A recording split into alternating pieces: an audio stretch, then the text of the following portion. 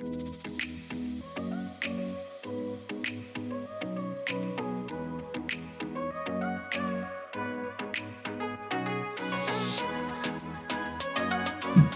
and welcome to Lauren.live, the spirituality, health, and lifestyle podcast. Today I have a special guest on. He's actually my dad. Hi, Dad, also known as Mark. Good afternoon. What a pleasure and honor to be conversing and be interviewed by one of my favorite people on the planet. Oh, geez. Thank you, Dad. It's great to have you. And it's great to have you back. If you have seen the previous episode with my dad, then you know he's been a guest on the show. But if you have not, this is his second time. We're doing a part 2 because we just feel that this topic is very important and relevant. So my dad, Mark Hale, is a psychologist, and he has been in the field for over 40 years, specializing in individual and couples therapy. So we've got a ton to talk about. We wanted to specifically talk about relationship intimacy, and then we'll see where the conversation goes from there. But we'd spoken a little bit about that on the past one, so go check that other video out, everybody.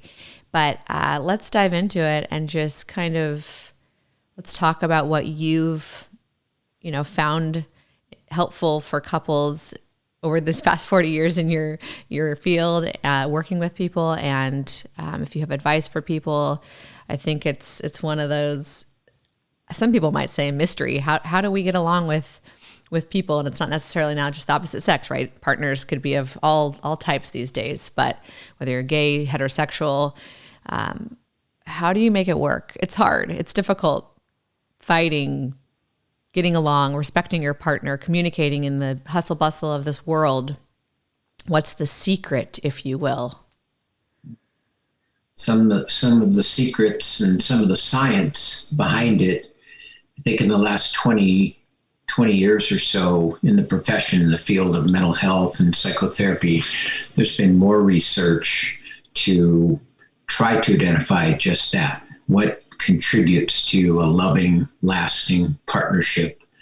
At times I'll probably reference to marriage, but I'm in no way fixated on having to talk about couples relationship as married couples. So I'll probably switch back and forth between partnership and marriage. I think in my own practice, probably about half of the work I do is with couples. And over the years, I think it has become my specialty, and it's probably the type of modality of psychotherapy that I enjoy doing the most, and probably one of the most challenging, if you will, trying to help two individuals who are oftentimes exasperated and frustrated and in pain when they come in. I think one of the not so secrets is kind of commonsensical is not to wait 3 decades before you get professional help. So we can talk a little bit more about that. I think more and more couples are open-minded to even doing premarital counseling, or initially in kind of the forming stage of their relationship, if they start experiencing the inevitable frustrations, they'll seek out help from couples and marital therapists. So I think that's, very good judgment, and that's good self-care and good relationship care. Yeah, that's true. I know my husband and I did premarital. It was just like a 4-session package, and it could look different with whoever you go with. Some people do a one-time session. Some people do, premarital counseling with their church. Some people do a series of, whatever it looks like. But I do think it's a really good idea because, as we had talked about before recording today, what we're going to maybe speak about was expectations, the importance of expectations. I think that's a really nice thing to touch on in premarital, because before you join with somebody, it's nice and those expectations can change, but you'd be surprised, right? There's a lot of people that may not talk about how do you want to manage money? How do you want to run a household? How do you want to raise your children? Are we in line with discipline? Are we in line with how we want to spend our time? Those things seem so like, oh, whatever, we'll figure it out, right? But actually, those are very important things. And I think it's nice to go into a partnership, into a marriage, or like you said, it doesn't have to be marriage, into a union, knowing a little bit about what the other person expects. And I don't know if you'd like to touch on that. There's what are your thoughts on expectations, and how can that help a couple? Well, I wanted to echo back to you what you just said. The list that you gave, I think, are all experiences and issues that couples do argue about and experience conflict related to. I think one of the most important one in my practice over the last few years is just that time. Time has kind of replaced sex, money, and parenting is probably one of the primary points of conflict for couples. And it includes, when do we find time for sex? How do we maintain intimacy between the two of us in terms of friendship, outside of time with our family or careers? I think of it as a balancing act.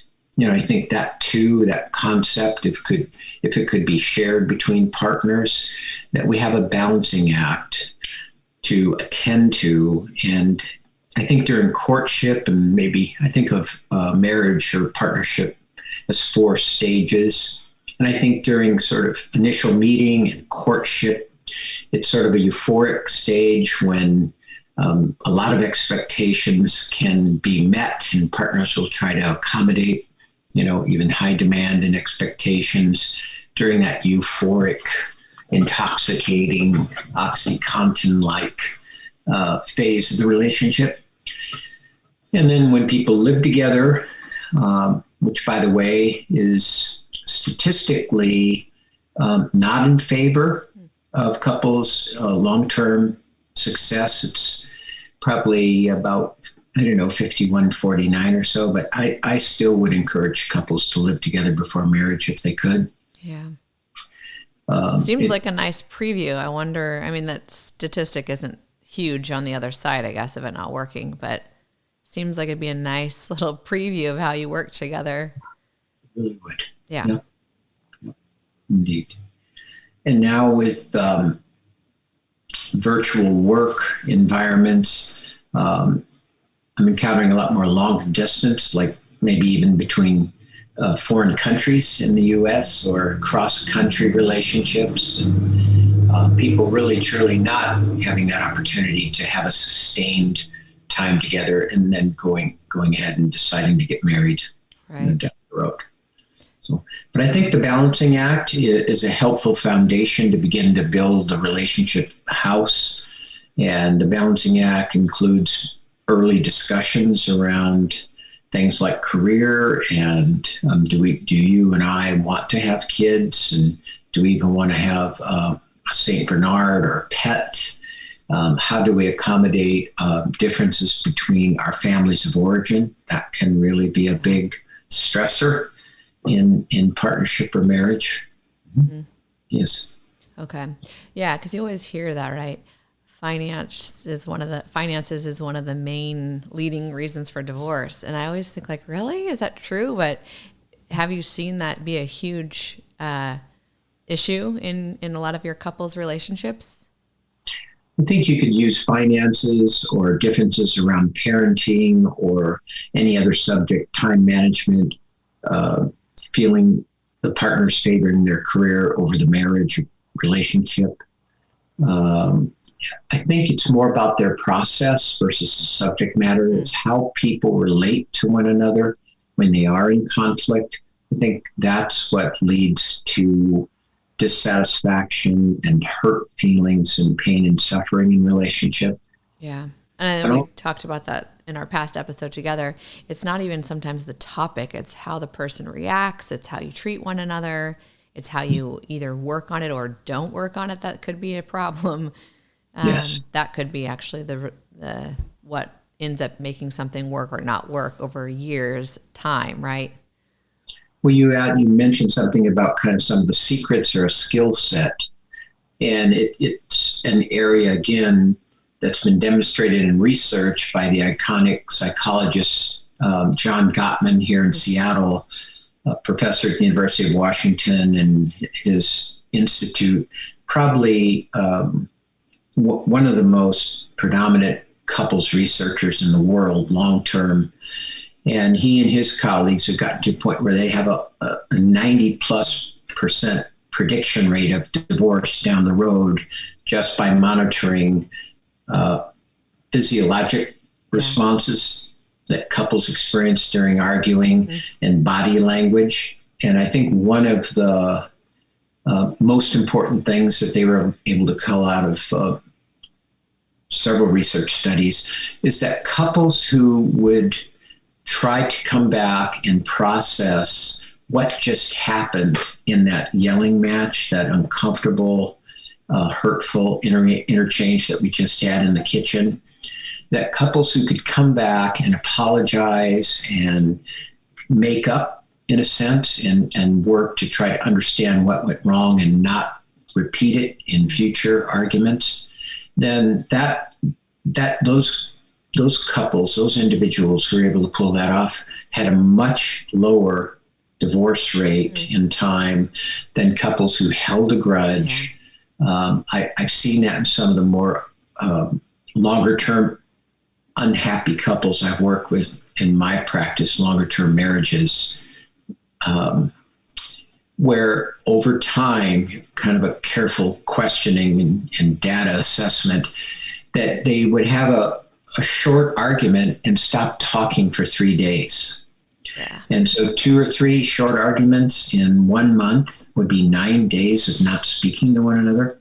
Yeah. And the inception of this sometimes happened early on in the marriage for a variety of different reasons. Like, I don't want to generate another conflict by going back to my partner and saying, I'm sorry, I raised my voice, or are you still upset with me? Do you want to try to revisit that subject that we had the argument about?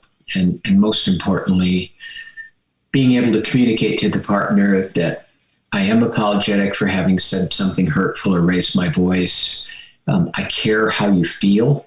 Mm-hmm. And I think that's as important as anything to be able to convey to one another over time in terms of giving and receiving care and comfort. I care how you feel.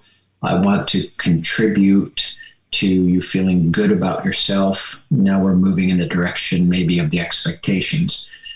I'm not responsible for my wife, Catherine's feelings, but I want to certainly avoid hurting her feelings or offending her or causing suffering.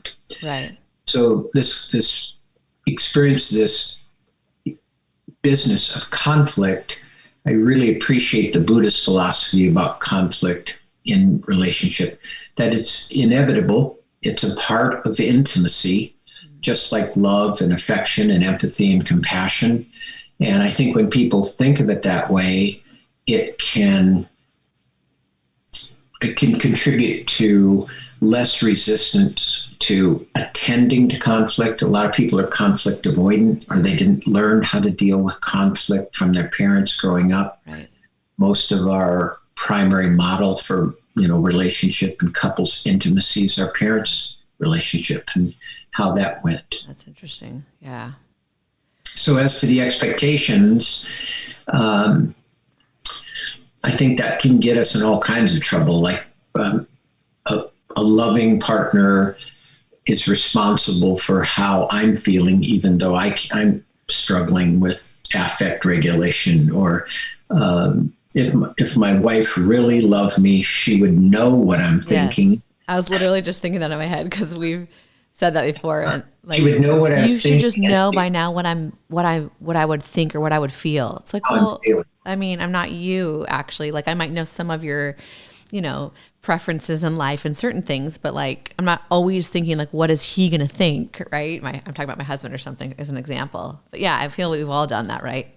Oh, you should just know how I'm feeling. And then because you don't, I'm mad at you now. It's like, well, that's a part of the body of mythology of relationship. And again, back to the early stages of courtship and falling in love, which is an interesting term to me. It's like, you're out of control. You're falling in love. And my loving partner just delivers everything for me. And then, then there's sort of a second stage of the relationship called becoming a couple. And I think then that's this forming, coming together and beginning to maybe, recognize, oh yeah, he or she or my partner isn't perfect, and there are some rough edges, and we have some issues to attend to, which could lead to disillusionment, which is also probably inevitable, because then there will be points of conflict, or something that has come up in a number of couples I've worked with over the years is even around the subject matter of like common interests, hobbies, recreation, how we spend our time. A loss of interest maybe in something like skiing. Well, we met on the ski hill. We used to take ski vacations, and then one partner just decides they really don't like skiing any longer, or they're not as comfortable with cold weather. And so the other partner uses language like betrayal, and what they sometimes fail to do, again, particularly if they have trouble kind of accommodating or accepting one another's differences, or this inevitability of people changing, is they don't replace it with something new that they can do, together. Yeah. Or promote, allow the other partner to go off with friends and ski, and then we find, a new interest area that we can do together. Right. Yeah. You probably want to have more than just skiing in common if you're going to marry somebody, right? Or dedicate your life to spending time, with them. Those common interests, well, they're bonding initially, and I think they're important to some degree, but I think they can lose, some of their, potency, or like the connective tissue the relationship needs, particularly when children arrive, babies arrive, and we don't really have the time to surf or ski or go to Europe. Yeah, totally. Those type of things. Yeah. I know there's a lot. I'm trying to remember that, to unpack what we've just been talking about, the expectations. I'd love to touch more on like the falling in love thing. I think that's something that we all love, the idea, right? And for any of us who have fallen in love, you might still be in love, but it might look different, or you may have fallen out of love with the person. But it's so glamorous, right? Like falling in love. Everybody wants to fall in love. That's what every love song that we listen to and movie is about. And even as a child, right, I grew up watching Disney movies, and it was always with the fairy tale and then happy ever after. But then they never show the sequel, right? Once Cinderella and her prince are married, then what, right? We're never really like taught that. And if you're lucky enough to be in a home where you have a good modeling of a healthy couple, or I don't know, wherever you get that, you learn things in like a psychology class in school. But generally speaking, if you're not getting it from the home, where are you learning about what comes after the fairy tale? So I think that's interesting that even from a young age in the society, we're taught like it's just this fairy tale, but it's clearly, if you look at the divorce rates, it's not just a fairy tale. Like it's very hard to make a marriage work for a long time. And even if you're making it work, are you truly happy? So, like, what is your advice to people that are younger that might be watching this, or that aren't married, or even people that are married? Of course, this is for everybody, but I think for people that haven't taken that leap yet, that are in love, or like, how do we prepare for commitment? There's more than just the falling in love stage. Well, I think it starts with oneself, of knowing oneself, what's important to us in a relationship. Our own capacity to be loving, our own capacity for intimacy. And I think one of the most important points of compatibility in a long-term relationship is some sort of meeting in the middle, or integration around our capacity for intimacy. It doesn't have to be 50-50 by any means. That can turn into a competition, but that I am comfortable giving and receiving care and comfort. And I think that's kind of some of the working definition for me, my own definition of what is love.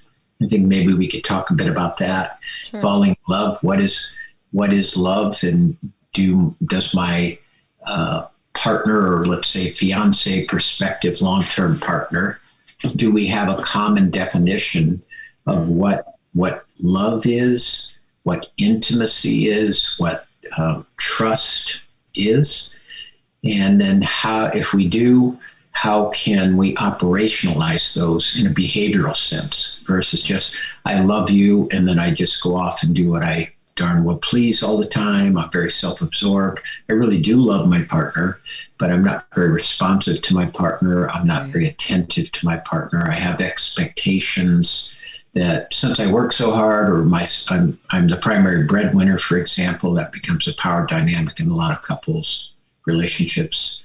They become very competitive around careers. And so I think that this sort of a synchronization and a symmetry around some of these concepts, they're words, similar. Another one I think is compassion and empathy. So how do we come up in sync as a couple so we have some sort of a parallel? I think of love also as an energy field, and this back and forth energy, positive, loving energy exchange between two people, which then I think can be a great contributor to being able to enact some of these important things like building intimacy over time, which is a bias of mine. I think that the longer I've been married to Catherine, who happens to be your mom, the longer I'm married to her, I feel like my love for her after 40 some years is deeper. It's growing. My caring for her is growing. And I think that that's the possibility of or a harvest or yield of a long-term marriage, that we settle in for the long haul. And it's not to say, again, that it's a panacea or that it's perfect.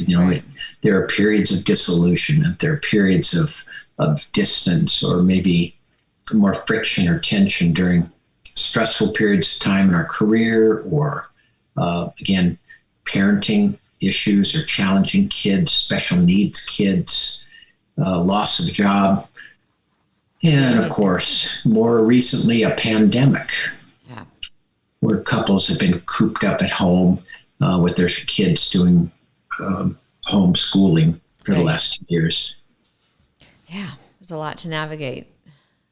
Well, when I'm listening to you, just registering, and that's what this podcast tends to almost always be about, is consciousness, ego, separating ego, love, positivity, right? Striving to be better to ourselves and to others. And I think, I don't know, I'm having my own realizations through this conversation. I mean, I already knew it, but listening to you, it's like, no wonder relationships are so hard. It doesn't just have to be romantic, by the way.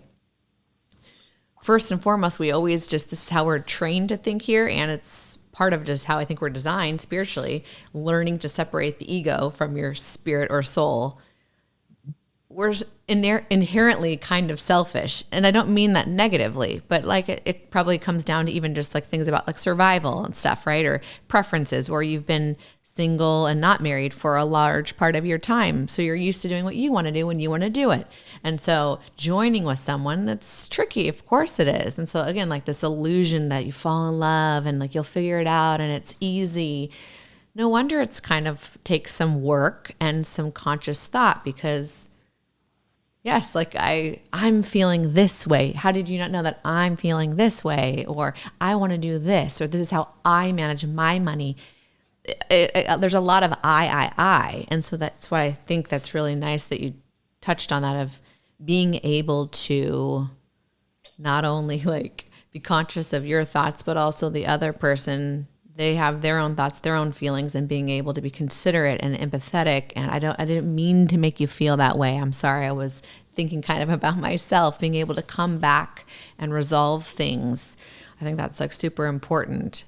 I hope that makes sense. But naturally, we kind of first sometimes do think about our preferences and ourself.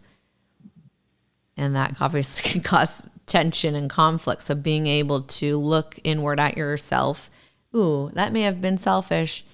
And then being able to think about somebody else's needs is a very important skill in a relationship.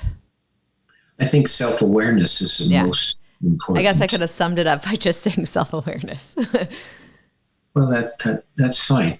Self-awareness, again, but okay, so how does an individual take great self-awareness? And I think it would be even more dynamic if other people, like their partner, other important people in our life, viewed us. I think I'm self-aware, but if other people experience me as self-focused and stubborn and rigid and unchanging, that could be problematic. But I think using the self-awareness, keeping our ego in check, willing to take responsibility and be accountable when we do behave badly or say something hurtful, to our partner.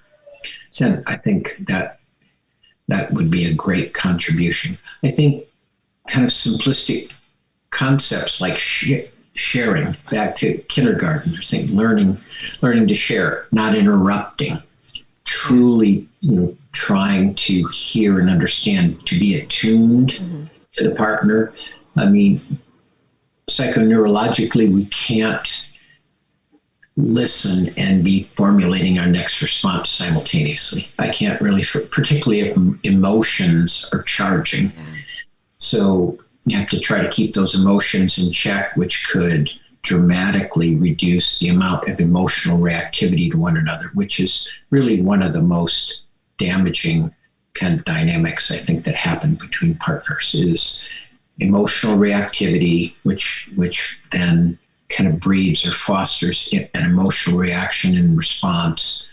And if that goes unchecked and builds over time, then I think it creates defensive walls. And then the patterns of interacting are more rivalrous or competitive and self-preserving than I care how you feel. Right. Why is everything so emotional? Is it like, again, is that just because sometimes we're just selfish and unaware? Or, you know what I mean? It feels like a lot of the things, at least personally, I know from talking to friends too, and you, mom, or just your couples and myself, it's not always about the thing. It's about the reaction. And then that's what pisses me off, right? Why is it, why do we react? Why do we overreact and react so quickly without thinking? It's just like a natural thing, like, just listen to me, or you should have known, or I'm annoyed right now. It's like, why do we do that? What is it in our brain and in emotions? What's going on? Well, it's often not coming from our prefrontal cortex, this higher level evolved portion of the brain that separated us maybe from Cro-Magnon man. It comes from back here, the limbic system, and fight or flight type of response. I think simply stated at the core of it is fear. I fear you don't love me, which is possibly quite irrational in a moment of intense emotional reactivity, or I fear I'm being overwhelmed. Yeah. So it's sort of abandonment or annihilation. And so the fear response triggers fight or flight. Even if it's just something small. I mean, some people might be like, but even if it's just like something little, it's like a little mini fight or flight. Like, I feel misunderstood. So then you react. Well, it could be as microscopic as, did you see my husband's right eye went up? Or she's turning away. And the wife crossed her legs and turned. Sure. She noticed. Yeah. You make assumptions, or you overreact. Away. Right. She's tuning me out. Mm-hmm. They're both right. Sure. Yeah. Back to Gottman for a moment. He came up with these four horsemen. It's criticism, stonewalling, contempt, and defensiveness. And I've added two more, rivalry and reactivity, to that list. And I think when couples are operating in their relational field in those ways, I mean, they're really creating their own pain and suffering. That those are, instead of it being compassion, understanding, tolerance, acceptance, love, empathy, right, you see the difference between the two. And again, if I think of it as almost like instead of building an environment of intimacy, trust, kindness, caring, it's more along the lines of like a brick wall building up over time. And then again, back to the shutting down, which could be as bad as saying and doing loud, hurtful things, yelling, etc. It's the stonewalling. Yeah. It builds to a point where they stop talking for weeks at a time. Yeah, that's not good. Yeah. Wow.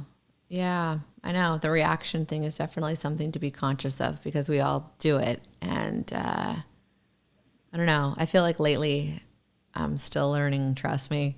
But I have noticed in certain moments, like I want to react this way. My ego wants to. I want to be annoyed right now. I want to be mad. I want to just give the silent treatment. I want, just like in a moment of something. But then I just recognize that it's my ego. And then I take a moment. I step back. I take a deep breath. I don't respond. Just like slowing down.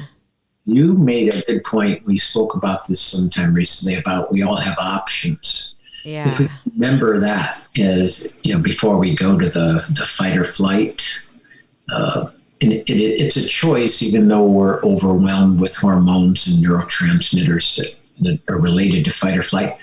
But that I have a choice even to go there, or I can take a few deep breaths. And I think this is important too. It's kind of a point of awareness or consideration that we try our best, even in the most frustrating of times, not to perceive our partner during an argument as an adversary or at worst, the enemy, a provocateur. No, it's my beloved partner. Mm. And we're having a moment of frustration. And that's allowed and okay. And knowing, I think, here's a phenomenal communication skill, because it seems as if every couple requests communication skills. One of the most valuable ones of all, I think, is knowing when to stop talking. Mm. Okay. When would you recommend that then? At what point? If it's not, I would assume one of the times would be if it's just not going anywhere. You've been talking for a while and it seems like you're not making any progress. Yes. Okay. Well, that's a very important question. And, that one, I think dovetails back into the self-awareness, trying to stay calm, recognizing when we're starting to get angry or shut down or both. I think kind of a rule, I talk a lot with couples about rules of engagement. One partner raises their voice and the partner says, I'm willing to listen to you if you'll lower your voice. And the person raises their voice. So who's creating who's own suffering in a circumstance like that? But I think in that situation, the partner says, could we please stop? This isn't going well for me, or I'm not hearing you. Then that person would take responsibility to re-engage and say, shall we try to revisit? Because it can be used as a weapon, in this chess match, the competition, or, in sort of a power dynamic way. Okay, the marital therapist told us to know when to stop talking, so I'm just going to, put the brakes on and be the one that withdraws each time. And I think that could be advantageous and helpful. It could also be used, in a... You never want to talk about it. Damaging way. Yeah. Okay. So if you didn't abuse it though, just when you were noticing it was getting too escalated, you weren't making any progress, one or both people was getting too emotional, what do you suggest? I know there's no magic thing, but is there something good about like, hey, I guess each couple could divine what would work for them, but hey, let's table this and talk in an hour, or hey, let's circle back on this tomorrow. I guess each person could define, depending on the topic. What do you recommend though? Just kind of like coming up with a agreed upon time to circle back on the topic, or? I think that gets complicated by the fact that maybe one partner we should talk about differences sometimes, the inevitable differences between two people. So you have one partner who can kind of process and resolve their hurt feelings in an hour. Yeah. The other partner needs 24 hours. Mm-hmm. But then, how are they going to kind of moderate that and negotiate out that kind of difference? And So that's where I think rules of engagement, I try to get couples to compose or co-construct some rules of engagement, like no yelling, or we will come back and revisit the discussion within a agreed upon specified time period. The written rules of engagement can be really helpful. Mm-hmm. That's true. Yeah. Not going to bring up the past. We're not going to you always. Yeah, you have to be careful about how you say things too, right? The language. Blaming. Yeah, that's true. Blaming, scapegoating. Okay. Yes. So I know, because I know this topic can go all over the place. So maybe just to help some people with, just like you said, some like tips for improving relationships, specifically as we're talking about today, intimate. So we have, I might be going out of order, but obviously the last one we just spoke about, maybe creating some rules of engagement is helpful. Being self-aware is huge in life in general, but specifically, right, as we're talking about in a relationship. What was the other one that we talked about? I think caring how your partner feels Yes. is really at the forefront. Care and respect. Yes. And if you don't care about the other person, you might want to ask yourself maybe why you're in a relationship with them. Because if you don't care about the person, that's a problem. Well, do you mind if I read a list of some important characteristics that I have compiled over the years I've been working with couples that I think contribute to, a loving, lasting relationship? Yeah, definitely. Partners share a common working definition of the concept of trust. Each partner is willing and able to give and receive care and comfort, which we discussed earlier. Partners work to perceive one another as a respected peer and equal. My vision of myself is relatively comparable to how my partner experiences me. So some of these I've referenced to already.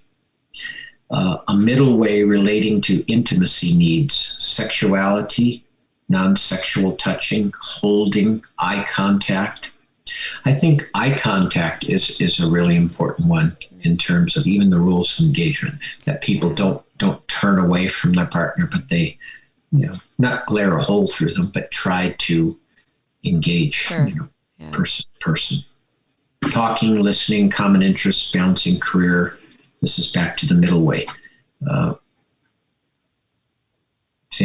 Tending to family, the nuclear family and extended family. How does each partner feel about themselves in the context of their relationship? Good enough, valued, appreciated, versus being demeaned, judged, or criticized. That's one that comes up so often in my work with couples, that one or both partners don't feel like they're appreciated, or their positive, loving gestures don't get acknowledged and recognized. Yeah. I think oftentimes that's, again, more likely to emerge after some sustained conflict, unresolved conflict, and friction and tension between the partners where they drift apart. I just reference to this willingness to construct rules of engagement. No yelling, no violence, no threats. Refrain from bringing up the past. Cease the argument when heading off an icy, slippery cliff. That's that recognizing, you asked about knowing when to stop talking. That would be a great one to weave into the rules of engagement. That if one partner says, could we please stop talking? That becomes the priority versus having to get the last word in. Right. And I think too, it's like a reference to kind of operationalizing respect. How can we put respect into practice in the relationship? Each partner is mindful of both their family of origin influence as well as their partner's childhood history and family of origin consideration. That's, I guess, a whole talk. Yeah, that could be its own episode. That's huge. And then spirituality, common ground, or tolerance and acceptance of our differences around spirituality. Yeah. And I know I think of all those, No, go ahead. as kind of contributors and points of compatibility between people, between partners. Yeah, that's an excellent list. We'll have to maybe summarize that in the description, but people pay attention to that list. That's gold. That's 40 years of observations, thousands of couples.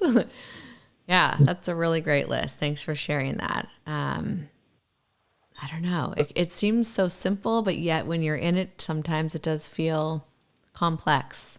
Not always, but sometimes. It takes practice to be self-aware, to think of somebody else sometimes before yourself. Or for some people, they're always tending to the other person and not caring about themselves. That can also be a problem. But I do think the family of origin thing is huge. I think we touched a little bit of that in the past episode. That is something very interesting, though. I think you can either be conscious to how you were raised, what your parents were like, or if you had a single parent, household, whatever it looked like, you could either be conscious to bring along some of the things that you observed that were helpful, or if it was not a good situation, you could be conscious to not bring that on into the next generation when you're raising your family. That's a really interesting thing. I think it's good to know what you're getting into with your partner can help with the future of your relationship, wouldn't you say? Well, that one reminds me, yes, I would. And that reminds me of, kind of going back in time to the mate selection process of kind of knowing, as I said, what would be important to us and kind of eyes wide open going into the relationship. I've had both friends and a number of clients over the years say that they were so filled with ambivalence about going ahead and getting married, and filled with ambivalence on the day of their wedding. And they went ahead and got married, and they ended up divorced. And so I think truly knowing, and back to the expectations, that there's no one on the planet, people who've been married 4 and 5 times, sometimes have this epiphany and look in the mirror and say, could it be about me? Yeah. Maybe something about me in the mix. But I think that mate selection process, obvious, but it's really a kind of a precarious journey, and a lot of folks go into the relationship with a radical imbalance, for instance, around power. One partner's really dominant and the other partner's not really happy with it, but they have a strong need to be taken care of, or as you referenced a moment ago, maybe I really derive a great sense of pleasure being a caretaker, but then after a few years of that, have an expectation, perhaps, when does it get to be my turn? Sure. And then the other partner has that feeling of betrayal. I thought we had a perfect power balance. Yeah.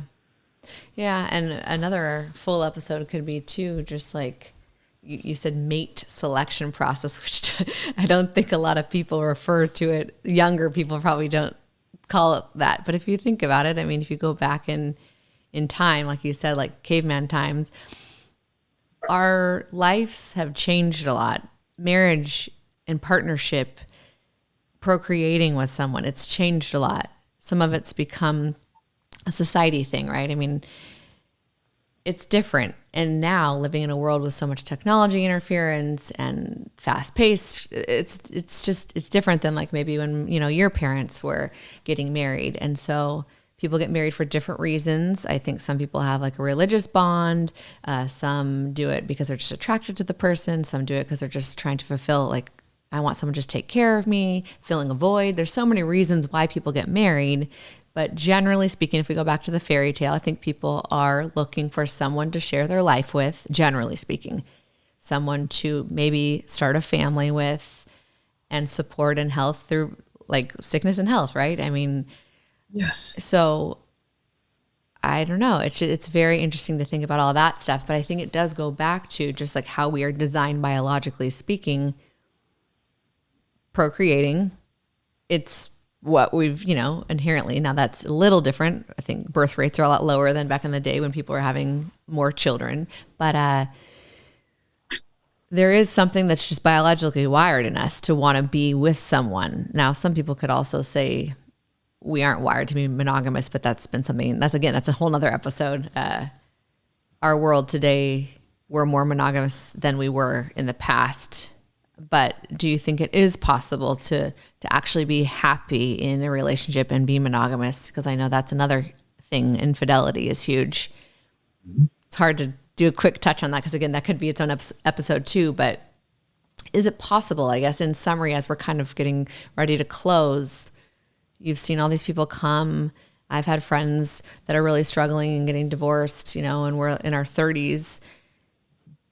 Divorce rates are really high, and not just divorce rates, just ending of relationships. It's hard sometimes. So what is that all about? I mean, I don't know. Well, we've I think addressed some of the reasons.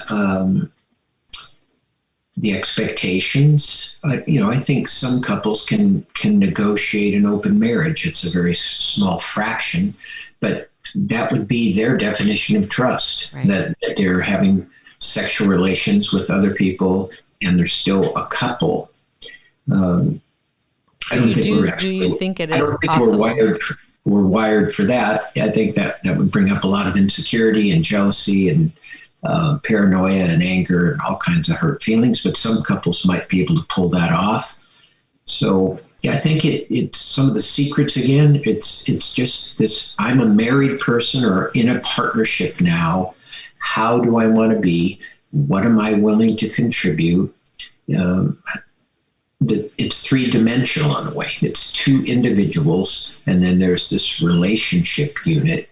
Now, how are we going to accommodate this three-dimensional field? My needs, your needs, our needs, sure. And the arrival of children and career demands and a variety of other things. Something I thought about a moment ago, this has come up very frequently with a lot of the individuals I've worked with, couples over the years. I'll ask you a question. For women, do you know what the prevailing, recurring number one thing that women say they want from their husband or their partner? Like attention, affection, or like to be desired. Yes, it's all the above. Yeah. It feel like they're prioritized. Yeah. They're number one in their appreciated. Yeah. They're number one in their partner's life. So see, prioritized over career, over friends, over golf, over skiing, over money. Sure. All those things, over the partner's family of origin. Mm-hmm. So, and you know what it is for men? Respect. Most men, to be accepted for who they are. So their partner's not constantly trying to change them, and redirect them and manage them and schedule them. Ironic, because I can even vouch, divulging some I can vouch for that one. Well, but it's interesting. Again, this is not stereotypes, but generally speaking, women and men do just often have certain characteristics. Again, please don't take this like it's just this way. But again, from what I've noticed over my 37 years of life, from friends and society, is typically I feel women do have more of the like nag and like fix things and will you do this and do that, and I think that's why men often feel like they're not being accepted for who they are, and they look at it as we're trying to change them and all this stuff. But I don't know if that's partially, like, for me at least, I'm kind of a type A person, but that's how I feel, like in control. My household's in control. I'm taking care of this. I need your help to do this. It's how I function, right? It's a good trait, but it can get out of hand sometimes, and I need to also just say like, okay, like leave him be, like he's doing great. That's where the self-awareness comes in.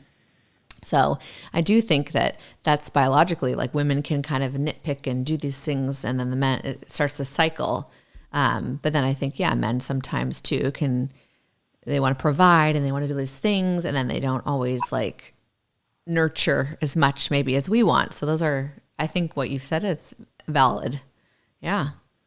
Well, and an important part, and maybe this is something back to the skill set that might be helpful for folks, is I think that if we could err on the side of like a 5-to-1 ratio, compliments, validating statements, appreciation, these I love you. I think the thought, I see your mom and I think she looks beautiful, but I don't put voice to the perception, to that recognition.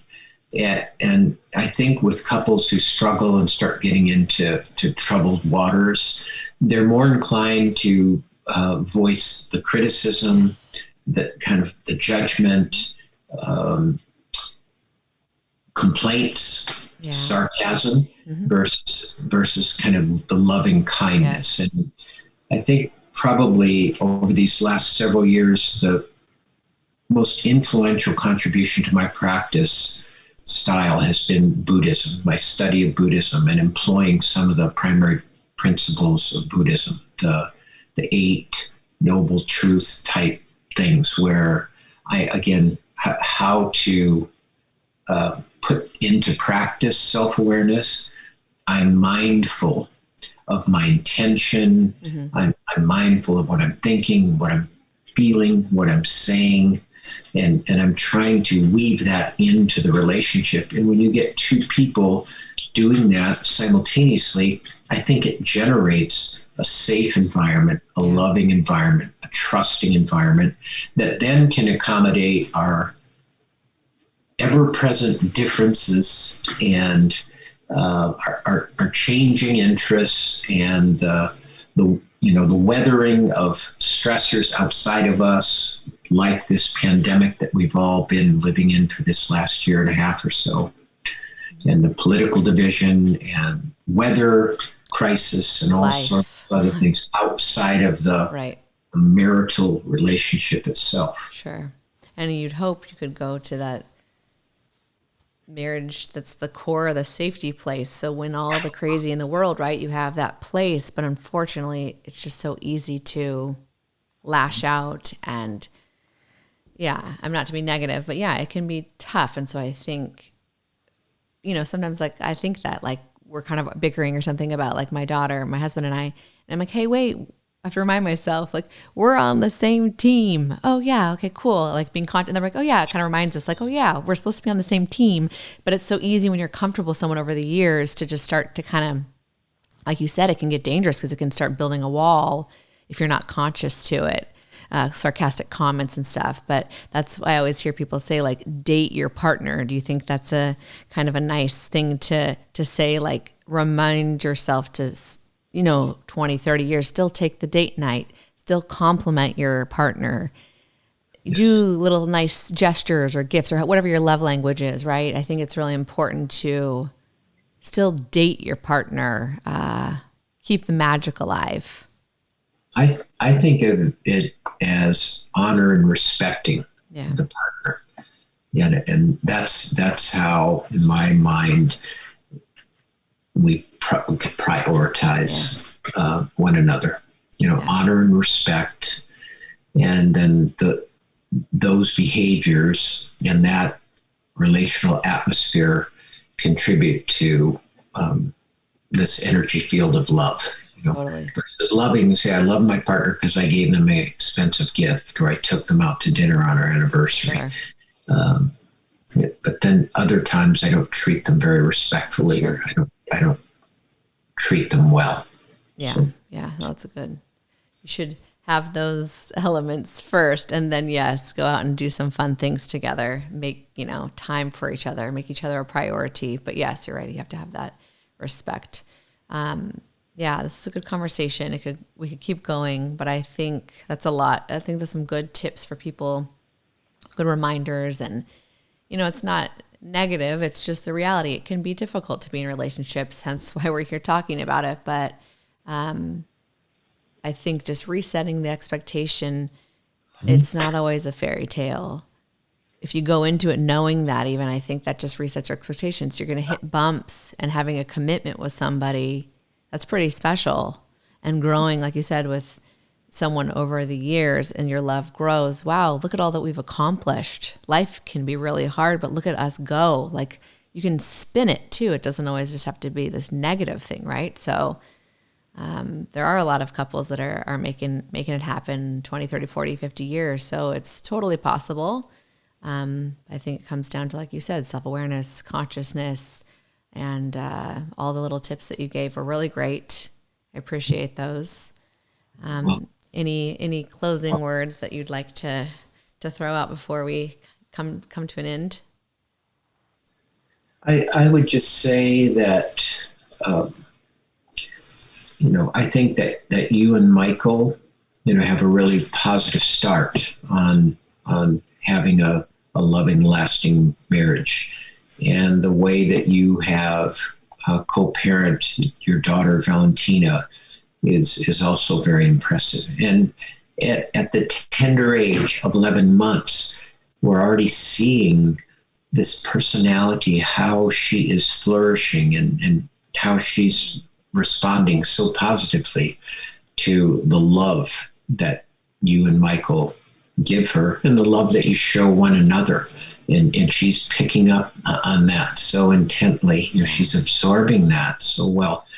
And I think that that same loving, nurturing approach to a baby or a young child, obviously it's a different intimacy between partners, but I think the key components of it are quite similar. That's actually true. That's a good advice for us, because we're very nurturing, more tolerant and accepting, patience with one another, which is difficult sometimes. It's like it's like a fraction, the numerator and denominator. It's like, how can you be patient with someone who's just irritating the hell out of you in the moment? It's difficult. Right. Yeah. The thing to remember is, she or he gets really frustrated with me at times. Mm-hmm. It's a mirror experience. Yeah.